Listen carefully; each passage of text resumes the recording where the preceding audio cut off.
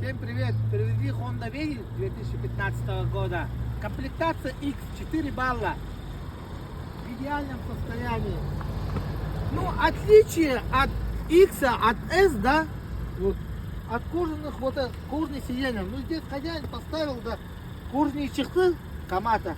Вот эти дорогие вышли. Вот это такие утепленные, вот эти 25 тысяч стоят. Ну, по сравнению с S здесь, ну, подогрева сидений нету. Ну, для этого пойдет. Ну, для понтов. Но все равно с виду так. Мультируль, камера заднего хода, магнитола. Все как полагается. Ну, как сказать, вот эта машина обошлась хозяину, ну, примерно 1,5 миллиона.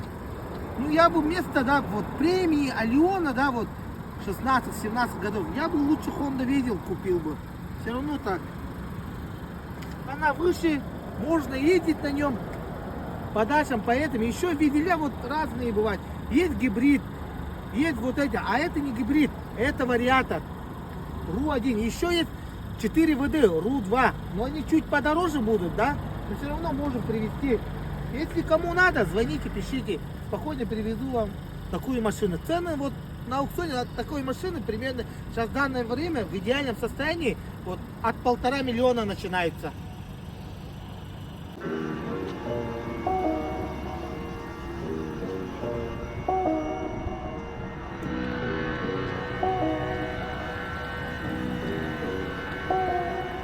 Я последний самурай, сильно по мне не скучай, небо тише, don't cry, моя родина кричит прощай.